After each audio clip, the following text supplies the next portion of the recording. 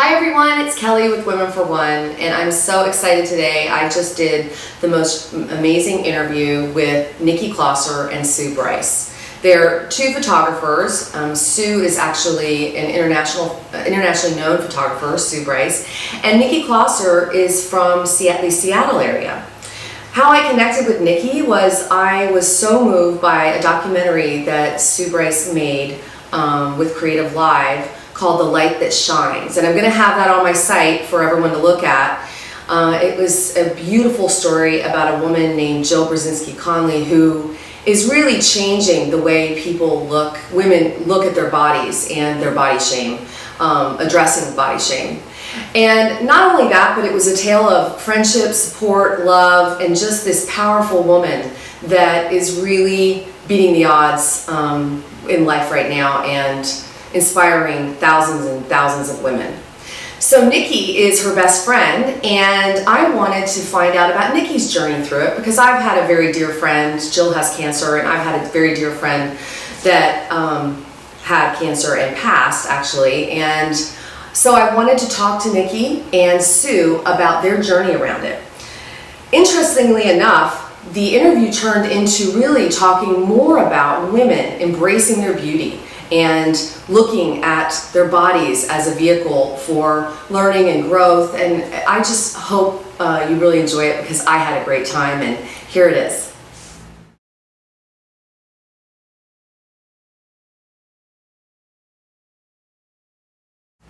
We're just very disconnected with who we are and how we look and what we project as human beings. We're very, very distorted. Where do you think that came from? I think it's definitely cultural. Ironically, if you look back at Cecile back in the 60s and her message, which was amazing, there was no Hispanic or black women in any of the groups. Wow. It was a white woman problem. And she wrote that, she wrote fat as a feminist issue for white women. Culturally, we do not like curves. Our bodies aren't made, the way Latin American women and African American women are made, and we come from a culture where it's revered to be thin as opposed to being fat, because fat means you're wealthy in India, fat means you're wealthy in Africa, but fat means you're not wealthy here. And there's definitely, we are genetically predisposed to being looked at when we walk into a room because we're women, and this is how it works psychologically. When a woman walks into the room, men look at her and she looks at them looking at her. So she doesn't look back at them as men, even though their male ego is like she wants most. She looks at herself being looked at, and she then gauges her own self-esteem on how they're looking at her and her own filter of what that is.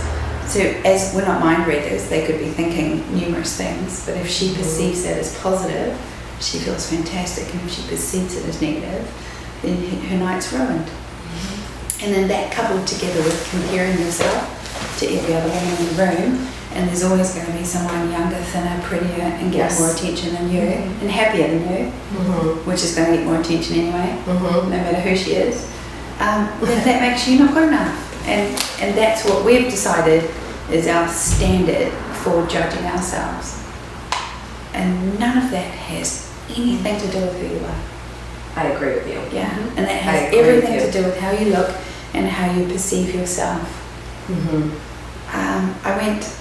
I had this very beautiful makeup artist who I loved like a daughter for many years, and I saw her do something one night. She's in her early 20s, maybe 22. We went to a party and she turned up and she'd just done this magnificent hair and makeup. And I watched her walk in the room and everyone stared at her, and then she sat down and it was like she was posing all night. She was just there, and I watched her, and at about 11 o'clock she came up to me and she said, "I've got a headache and I'm going home." And I said, "Okay." And I laughed to myself because I saw what she'd done, and the reason I saw it is because I used to do it when I was her age. And what was she doing? She looked so beautiful, and she sat down and she was enjoying everybody looking at her, and she was posing and enjoying all that attention. but not one person went and spoke to her or connected with her, because her persona was so locked down on look at me that there was no connection to anybody or anything. And she got a headache because nobody spoke to her once. So you can be the most beautiful woman in the room, but unless you're having a good time, who cares? Right. And she knew that, right? She knew it in herself that she was doing it, but couldn't stop doing it. Stop it. And I know because I've been there and I've done that, and I've posed all night and gotten not one person talk to me. And then I remember I said to her the next day, what was that about last night? And she was like, what do you mean? And I said, okay. So I told her. And I said, and the reason I know this is because I used to do the same thing. Mm-hmm. And I said, your disconnectedness was what hurt you. Mm-hmm. And regardless of how beautiful you looked and how doll-like you looked, nobody was going to come near you because you didn't smile at one person. Mm-hmm. You weren't interested in one person in the room other than everybody looking at you. And I said, and you sat like that and you looked around the room like this going, you know, who's looking at me and aren't I beautiful? And you were magnificently beautiful, but there was nothing attractive about you. The difference between and magnificently beautiful posing. And just nothing, there's nothing there, you know. And had she been laughing and asking people questions and being herself, you know, and instead of being in that place of validation, it would have been such a vastly different thing to see. But that's, as women, where we're at, and we need to break the connection between what we're teaching our teenagers about what is beautiful, and then I just did a talk on fear that's on YouTube, and during the talk I talk about how I was so lucky to grow up with an incredible mother, and I know that there's a lot of women out there that did not have that. They didn't have the amazing supportive mother that loved them and nurtured them, and I said to them, my mother's mother was horrific. She was a nightmare. My mother treated me, my mother's an angel. But I didn't learn low self-esteem from a woman who told me I could be anything in the world and that I was beautiful every day and smart and clever. I learned what she knew about herself. You know, and you cannot teach your child that they're beautiful and that they're smart and they're incredible if you do not model that in yourself. You can't do that. So we're perpetuating the cycle. Of course you are, and you think you're not. And when I said that in that fair talk, I've had letters after letters, just hundreds of emails just saying, this one just hit me so hard. She said, I removed myself from my mother because I thought if my daughter was never near that sort of pain, she would never know what it was like for me to grow up. And every day I'm blessed with this beautiful daughter that walks in the room and I tell her she's perfect and gorgeous and amazing and wonderful and she can be anything in the world. She's 6 years old. And when you said that on that talk, she said, you ripped my heart out because I'm 350 pounds. Wow. And my daughter will learn what I am, not what I tell her. And she said, and I haven't broken the cycle, have I? And I wrote back and said, no. Yes, and my son just hit my heart because my husband's been saying that to me, like about my daughter. He said, it doesn't matter. He said, it's just so amazing She'll that you have learn from these your body behavior. image issues and you don't think you're beautiful. She's going to learn by your behavior, not. He's been saying that to me. But essentially your physicality is not beautiful. Your physicality is only a manifestation of what's going on inside you. And I agree with that completely. I know it intellectually. And at 41 years old, I'm in Paris, and I was standing, I got out of the shower naked, and I just caught this big mirror in Paris in those hotel rooms that we're staying in, and I saw my breasts, and I thought, oh, I think I should get my breasts done this year, I should get my breasts done. I'm in Paris, photographing a 35-year-old woman that's just had her chest cut off. And I just looked at myself and I went, stop. Now, I don't have any problem with people doing a breast augmentation. There's a million reasons you get it done. There's a million reasons you'd feel good about it. But how could I dislike what I have when I have a perfectly functional, healthy body? I agree. And I remember sitting with Jules when in her last days and carrying her gaunt body to the bathroom every day and coming back. And I actually gained probably 40 pounds when she was in the death process. And going, I didn't even care. I felt so beautiful being with her. And I was like, stop. I used to say the same thing, but stop, Kelly, really? And Jules looked at me and she said, look at the life force you have in you. Look at that beautiful life force. please don't hate your body, Kelly. You know, and it was really, but you go back to the pattern. So how do you go back? How do you keep getting percentage-wise to that place to tell yourself stop? You just stop hating it. Stop Acceptance. and just Acceptance. You accept it, you stop hating it for starters. You don't have to start loving it, just stop hating it. And Stop hating it. You don't have to start loving it. No, Say that not again. yet. Just stop hating it. Every single time you hear yourself say something, say, well, that is the voice of hate. I tell you what, every time you say that is the voice of hate, turn around and repeat what you just said to your teenage daughter. And say it out loud in front of your whole family. God, you're fat and disgusting today. Say it right to her face. And let everybody hear you. Because that's what you're doing. It's like you have to retrain your automatic thoughts. Every time something negative comes cognitively, you have to replace it. I mean, just be aware of it and then say, hey, wow, I'm in a place of hate, which means I need more love. What could I do today that would nurture me and love me? So you don't judge it, you just watch it, observe it, accept acknowledge it, and then move don't on give it a lot and do more something. energy. Yeah, right. And find the gratitude in it. So, you know, if it's I hate my thighs, say, you know, I hate my thighs today, go for a walk and say, until you meet somebody with no legs. But I can go for a run right now, and my body runs. I ran up 1,200 stairs yesterday. If I hate my thighs, then I'm stupid, because I have a friend in a wheelchair, and he can't run upstairs. Right. And that means you find no gratitude in what you have. So it's distorted. It's a distorted view. It's So your choice. distorted view, though. Yeah, no. That's what you're That's saying. your choice. You want to focus on hating your thighs, focus It's on your that. choice. So you're talking. Yeah. Be empowered. Yeah. Make a choice. Make a choice. And they go, oops, that's an old pattern of hate. I learned that when I was little. Yes, we're teaching our daughters the same thing, our sons as well. It's okay to hate, but I'd rather accept. I'm going to turn that acceptance into gratitude, and I'm going to say, hey, right now I need to be thankful for my thighs instead of hating on them. What's up with that? I must have been in a bit of a negative place today. I'm going to switch that around and choose to see gratitude in what I have instead of the other way around. That's the answer to everything. It's the answer to all life. It is. Yeah, and that's what really hit home with me with Jill. It had started to hit home with me before, because I'd been teaching a class on body image, and then all of a sudden Jill was there and I saw her photographs, and I was like, how do you see someone so young and beautiful and vibrant just have half their body cut away like that, and just how can her little body have been through that and survived it? Like how it looks like, there were photos we couldn't show in the documentary of what her body had been through, and it looked like she had been burnt. I saw a couple of them of her breasts, but you couldn't even. And I was just like, how do you, when you physically see her and she's healed now, other than having bits cut away, how does the human body, how does it heal that?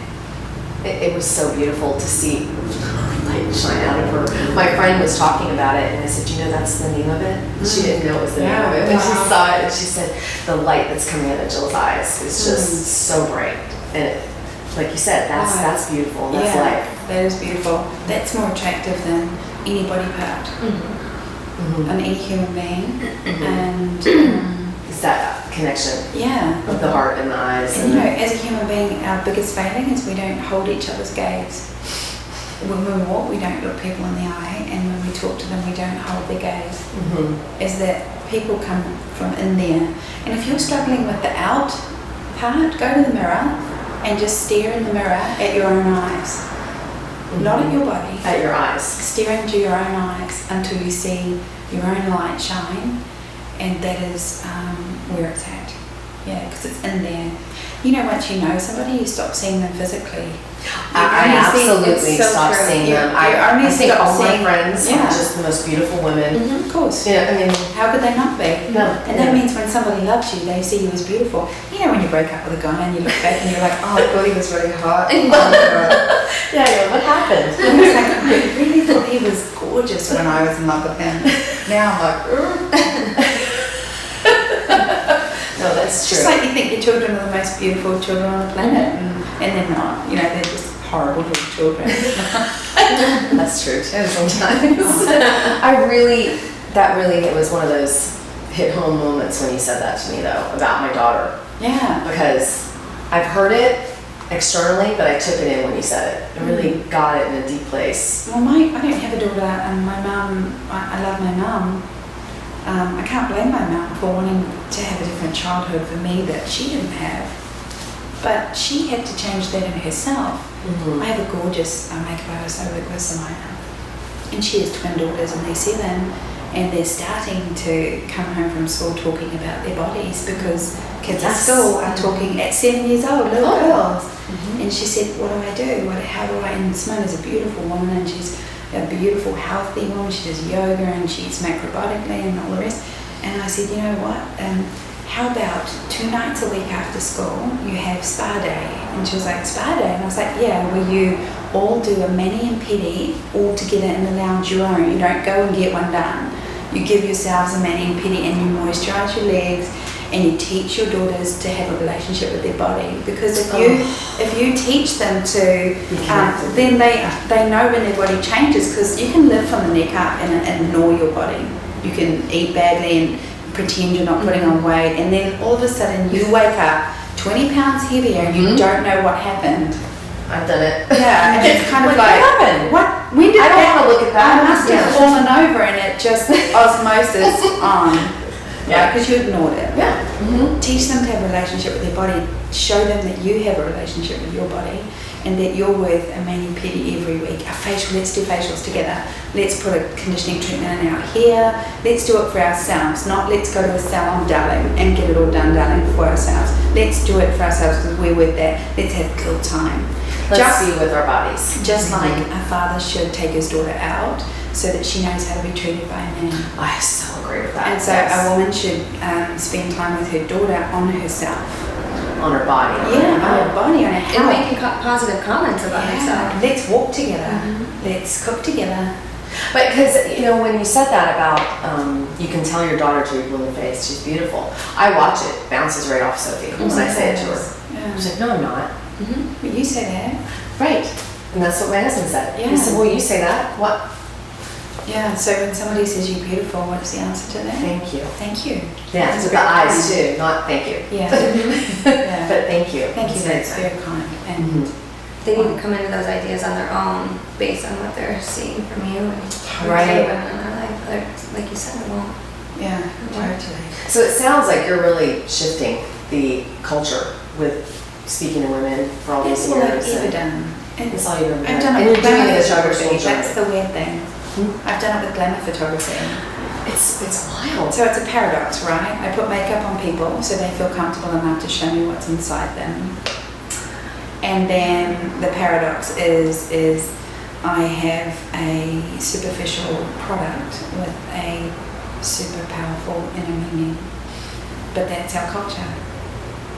Paradoxical. It's interesting. Because we do look like this. We do our hair and makeup and we dress up when we get mani and pedis. And we're not a culture of, a woman that hide from that or run from that. And we are concerned more in our body issues and our outer selves than our inner journey. But ultimately that ends up shifting in the 30s, I think, quite strongly. And then you come to your own. Yes. Yeah, so, yeah. That's been the conversation I've had for 23 years. So now I'm just going to do more about it. And you're going to speak more and Yes. Yeah. and rewrite your body shape book. Yeah. That's great. Thank you for that. That was beautiful. I felt like I just got a big lesson.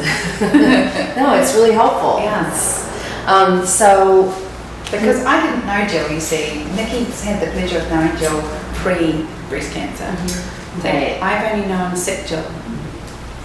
right. So I didn't know, it's not really Jill what represents to me, because Jill's vibrancy is obvious, but what Jill represents to me is life and that it can be taken away from you, and a reminder and a wake-up call. And I think that to her, Jill is her best friend. So it's a very different journey for Yes. you. How was your journey around this so far? How's it been? It's been really positive for me as well as for her, and I think for a lot of people. I think for me personally, it's focusing more on how am I taking care of myself emotionally and physically, not because I need to look a certain way, but because what inside is going to reflect Right. externally. And I don't know that I always cared for myself emotionally and physically the way that I needed to for the right reasons. Mm-hmm. So watching what she's going through just makes me really value what I have, and I'm grateful for what I have and fortunate for that. And so I need to take care of it, because she might not have that opportunity forever to take care of herself, Right. the opportunity that I have. So, and just watching her go from, she's always been someone, she'll say what's on her mind. She's very vibrant. Since we were, kids, she's just always been a real spunky, full of life kind of woman. But seeing her go through this, she was in she would go up and down, but she was in a place for a little while that was pretty dark, where she wasn't sure. Yeah, she wasn't sure what was going to happen, and do I want to fight? What's the point?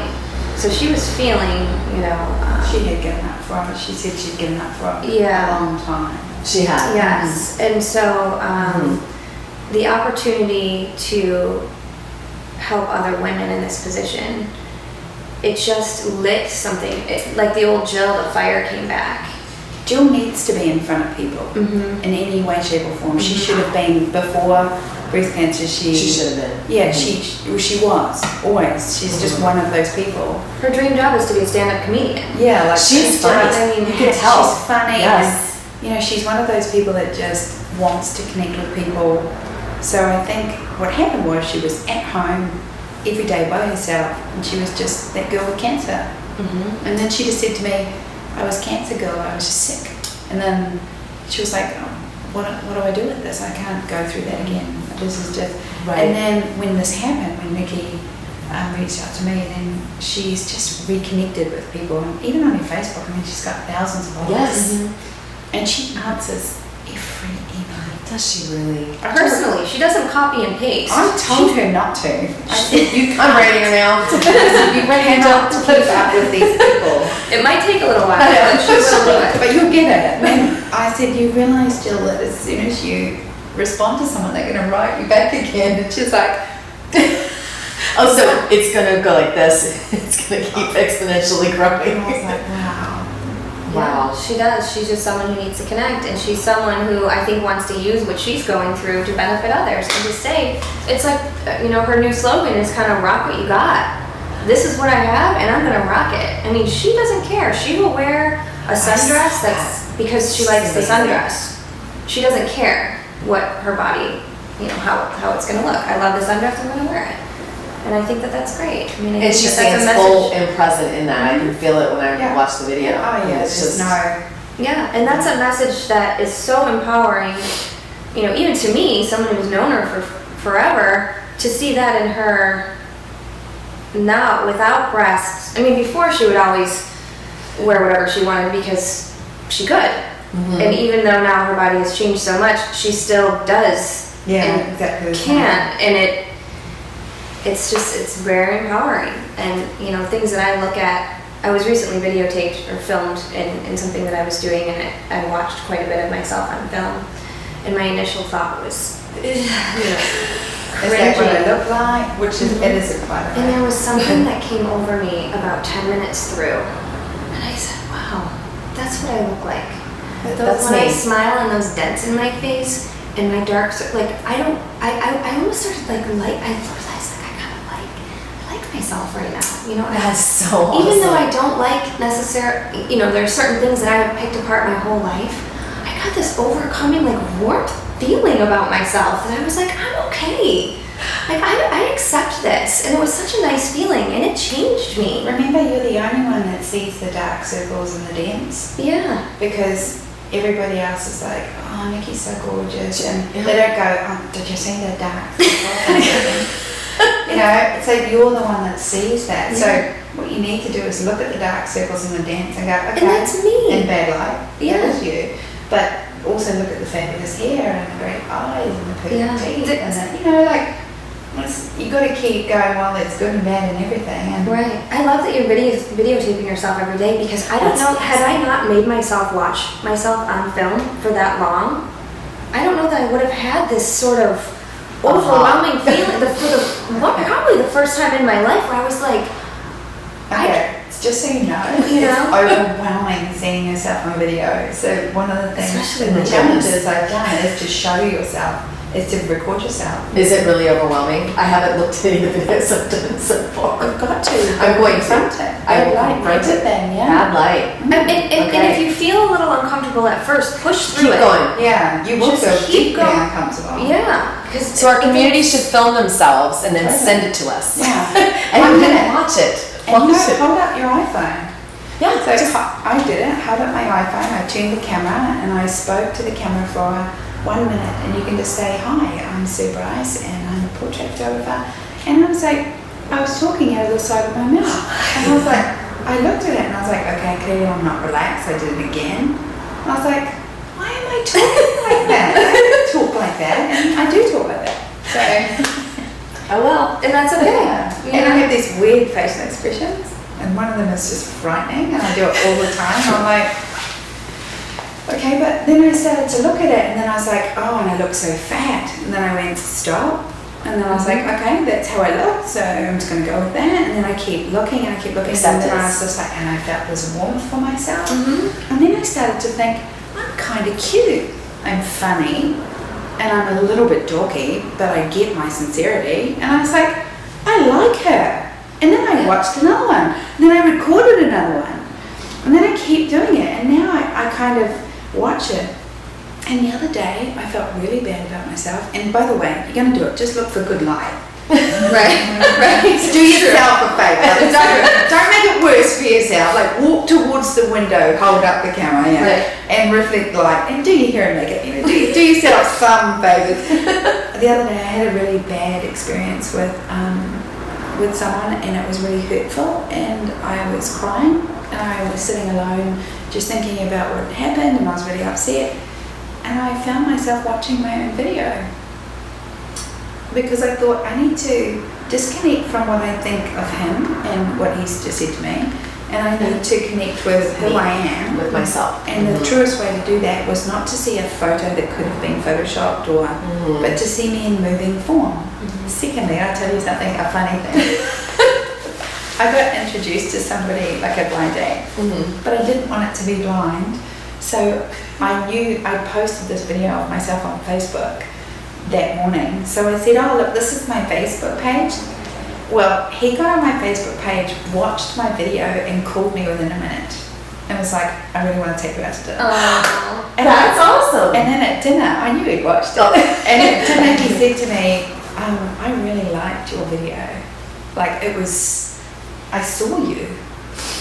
And I was like, you can post a photograph and not have any concept of hearing someone's Right. voice or Right. seeing their, you know, and you say dark circles and dents, but your cute smile and your cheekiness. And, But now watching myself, I'm like, that's what other people are seeing. You can almost see what other people are Yeah. seeing. It's like you're witnessing. And other people tend to reflection. like, you know, yeah. I get a lot of positive feedback about me as a person.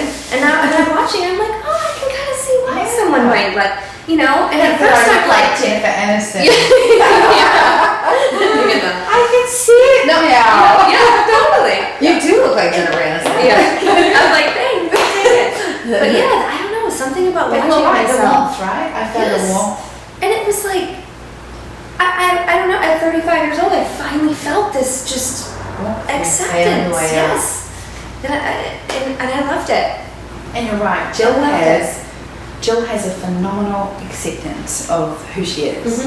She does not have a full acceptance of where she is at with her illness because it makes her angry and sad, as you would. Absolutely. But you know, we reminded Jill in Paris, both Nikki and I did, she has a survivor tattoo on her lower back with the pink ribbon from her first round of mastectomy and chemo.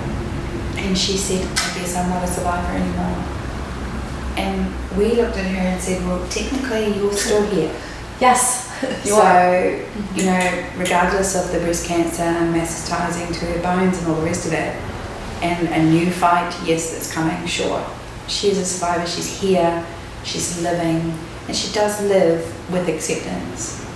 Like, she does not hide her breasts, she does not hide her scars, she does not hide any, and that's why she is where she's at. She is, her acceptance of herself And what Paris did was took her past acceptance and into celebrating her beauty, because she got to be, when she came the most alive, we worked her hard for 3 or 4 days shooting and interviewing, and we'd all go out at night and have lots of fun laughing.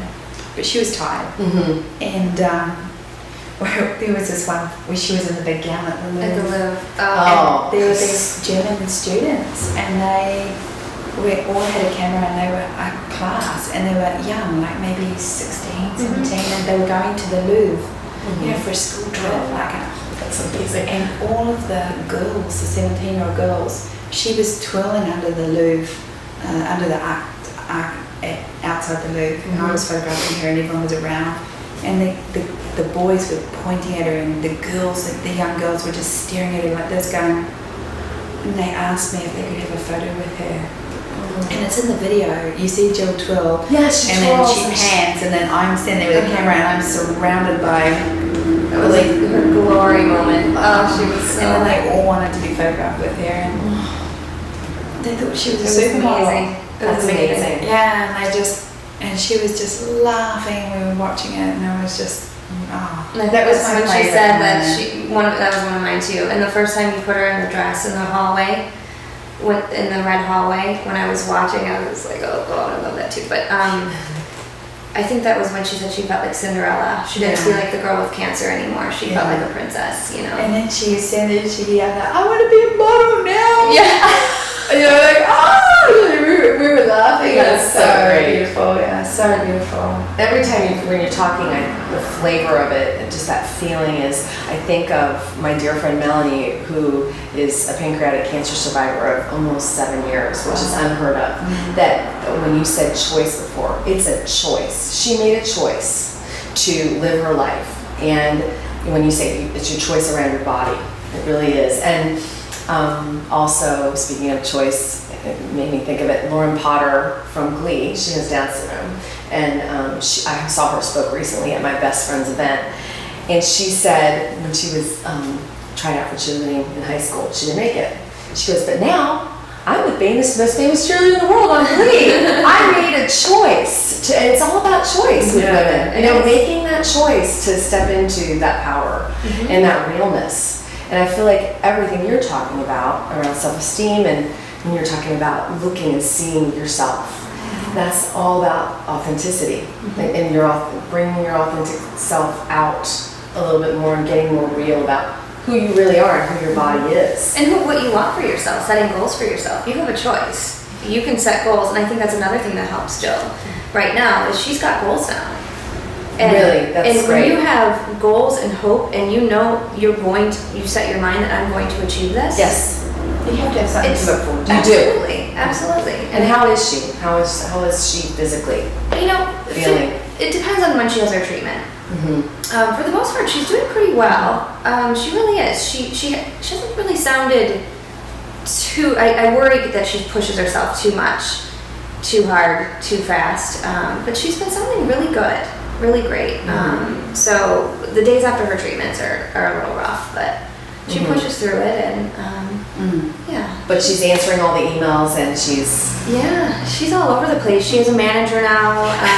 There's the guy Jared from Subway. Remember him? His manager. She's working with a PR company, and they're starting a foundation called Jill's Wish. And they're putting a website together for her pro bono. She got a really good speaking gig for the Breast Cancer Foundation in the Cayman Islands this October. Wow. So they offered her that after we did the Today Show, and she's going to go and do that. Her and Bart are going to the Cayman Islands. Great. And so she's going to do a keynote talk there, which is wonderful. Yeah, that's amazing. Yeah. So she just really has She goals does. She in her has professional so life many- now, as well as. And having so many things to look forward to, I think physically really keep her going. I think it just. And don't you think also how many women she's impacted and inspired? It's. There was one email, a story of a woman who her husband left her after he found out she had breast cancer, or she needed to get her breast removed, and he left her and said, well, you know, how would you feel if I had to lose an arm? You know, it's just like me having to lose a limb. and she never wanted to date. You know, she thought she was ugly. She thought she was, you know, her body was destroyed. And after seeing Jill, the light that shines, and how Bart was with Jill, she realized that her husband is her ex-husband. A Was douchebag. just, yeah. A douchebag. A total douchebag. and that most men don't think like that, and that Yeah. Right. you know, and so she's out dating again, and I mean, just from watching The Light That Shines, it changed her life. I got more letters from men after The Light That Shines than women. Really? Why Men, is that? men that had Okay. watched their wives go through breast cancer, men that had supported their mums through breast cancer, a lot of them, a lot of men that had lost their mums to breast cancer, and they wrote to me, boys, teenage men, 20s, 30s, 40s, 50s, and one of my favourites came, I actually put it on my blog. I'm going to just draw a complete blank on what country. I can't believe that. It's not Syria, but it's one very close. Oh, really? My goodness, it's on my blog. And her dad left her and her mum. And when she was 11, her mum had a double mastectomy but didn't want to tell her daughter because she didn't want to upset her. So she told her she was going on holiday for a week, and she stayed with her auntie. Okay. And she went and had a double mastectomy on her own. Wow. And nobody held her hand or was with her. And she did that to save her daughter, knowing what she was doing, and her daughter didn't find out till a couple of years later. Wow. And she just wrote to me to say that, you know, I cannot believe after watching Jill's documentary that my mum went through that on her own. Because you can get a lot of strength from sharing and being courageous and sharing. But A lot of nobody even people. held her hand. Nobody She didn't even- even have someone at the hospital with her. She I walked can't in even alone imagine and that. she walked out alone. Wow. And I wonder what That's- she was trying, her mother was trying to save her daughter from. She was trying to hide her from that pain. Yeah. And she ended up telling her, and she said, you know, now I just honor my mother so much. But yeah, just stories from all around the I know. world. Just Women saying that they've sat their teenage daughters down and said, watch this with me, I want you to see it. You know, I want you to see how, you know, body image is just, it's such, society changes it. I used to teach sex ed to 4th and 5th grade girls. And I always threw in an airbrushing lesson, you know, about the media, and I would show Yes. celebrities before and after makeup, you know, that kind of thing. You know, and I said, we all do it. We Photoshop, we you know, touch things up, and that's okay. But you need to be realistic with what people truly look like, and don't think that in the magazines that's normal. You know, Right. know that there are changes being made. Right. Because if women grow up, little girls grow up believing that this is truly how people look, I mean, I don't know. Well, a lot of education that needs to be done. The nonprofit that I'm involved with here on the board for Soul Illumination, we take pictures of children with terminal illnesses to establish living records for their families, and then we also take pictures of parents with children under the age of 18. We're a nonprofit. It's very interesting. We have over 37 volunteer photographers. The kind of energy that is created around these shoots when you're going in and you know it's an end-of-life shoot, and the space that's held, like you said, it's all about the heart and the connection. It has nothing to do, kind of like when you do a shoot, you allow people to relax enough so you can see that inner part of them. The rawness of those photo shoots and the realness that comes out of them, it's just phenomenal. And I'm just curious, both of you being photographers, what is your experience around that when you're doing shoots with people? Getting to their authenticity and that authentic self. Is it challenging? it is challenging because everybody puts out all these masks and blocks and it's such an odd thing that you would do that you would not authentically show yourself to somebody, that you would be more concerned about how you look or it's kind of funny. People tend to do it more around the camera than with you. They'll be more open with you, and then you'll put the camera up and you see this veil come over Right, people. it's like all of a sudden the camera comes out, and I'm guilty of it. I do it myself. When Right. someone's taking my photo, I'll look at a photo and be like, "What, See, am I alive?" I'm like that. But you're an anomaly. Yeah, I've been doing this a long time. I'm like, wait on the right foot. I'm like, if I look like a stunt model here, this is going to be a bad shot. But some people are so, I hear it often often. I just did a shoot on Saturday where she said, I'm just really nervous, I'm scared. What are you nervous of? Looking beautiful, you know, in the photo? Talk to me. You know, what is it that's making me nervous? Well, I just feel like I'm not going to look good. You know, so you just go through the process, and then, you know, eventually if you get them talking and laughing and try to kind of keep their mind on something else, and, you know, eventually you'll get that sparkle. But it's sometimes it's hard. It's harder with some than others. I mean, I think some people are just more comfortable in their own skin. And you can have someone who maybe society wouldn't say is the most beautiful, but they have that light and they have that sparkle. And then you can have someone who society would consider model and they don't have it.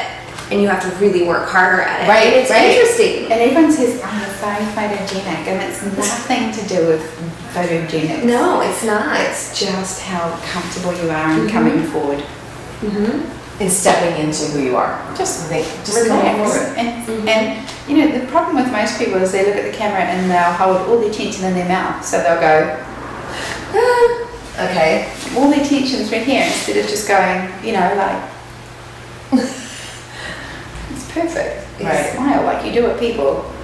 Yeah. Yeah. So bringing that out. Yeah. And smiling, it's usually easier to get that sparkle. It's the more sort of serious look where I think it's harder to get the twinkle, yeah. The twinkle, really. That's a better word for it. So you can just feel it when you're shooting. Like, there they are. Do you see it? Do you feel it? When I ask for it, so I don't wait for it. Like, I'm not like, oh, there it is. you work with them. Yeah. But once you get it, you know it when you get it. Yeah. Well, I ask for it, so yeah, I know. How do you ask for it? Look at me. Relax your mouth. Now smile with your eyes. Close your mouth. Relax your mouth. Now smile with your eyes. See, I feel Okay, so stop. Relax. Look at me. Now smile with your eyes. Your eyes. I'm trying. Keep your mouth closed. Now. Oh, smile with my eyes. I'm Your listening eyes. to you. Yeah.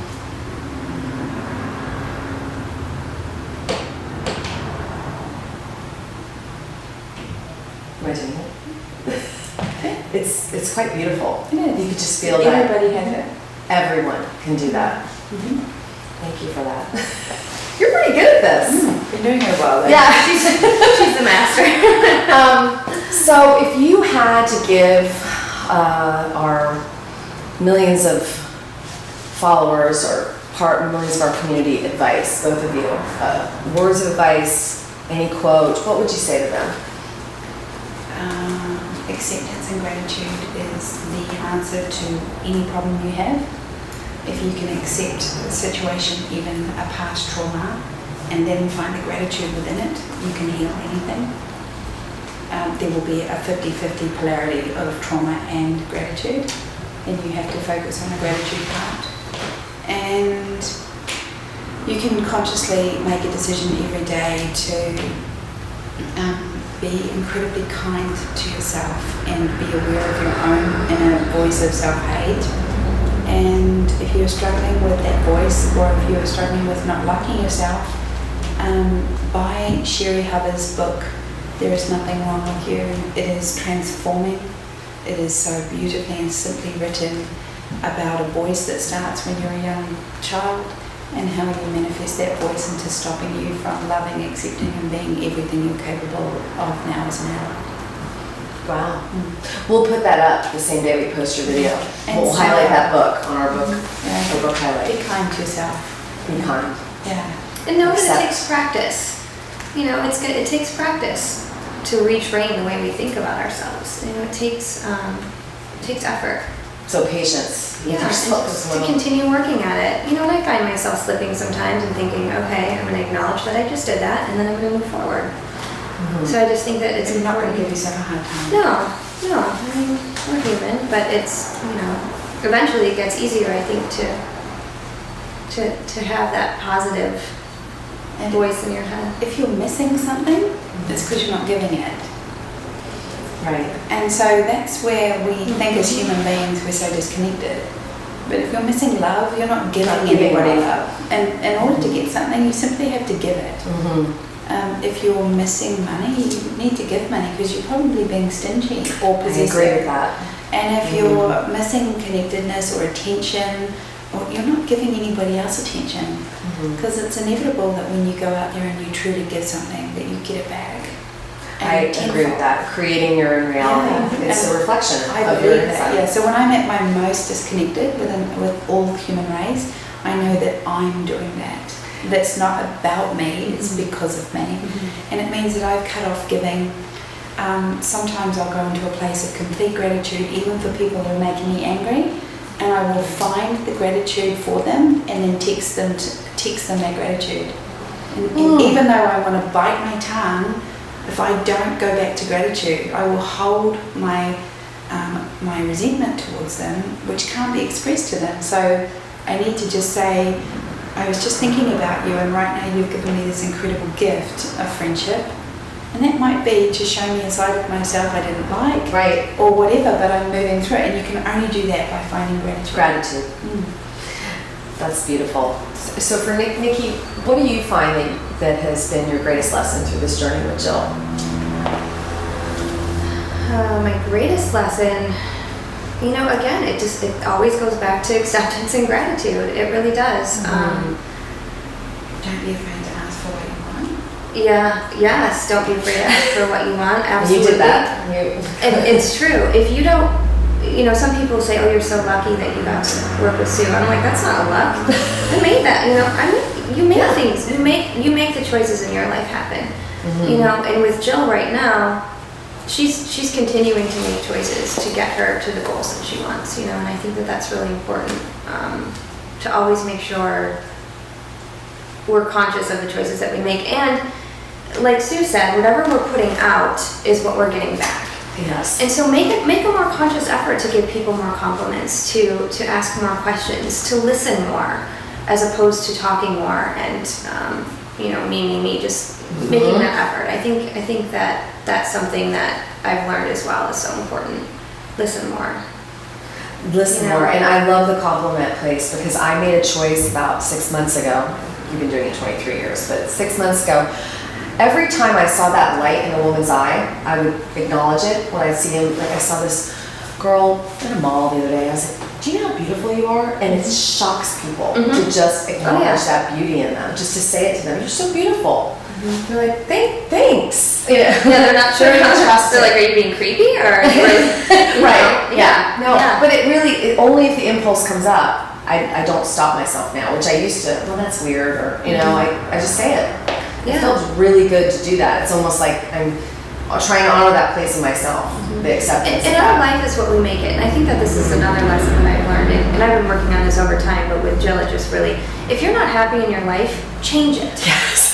You can complain about it all you want, and that is not going to change it. It is up to you. No one's going to do it for you. No one's going to hand it to you. It is your choice to change your life, to make it happier. And Amen. Yeah. Acceptance, gratitude, and choice. It's true. Thank you. It's true. Both Thank you so much. Thanks for having And me. I wish you guys the best, and also Jill. Thank you. Yes. Thanks so much.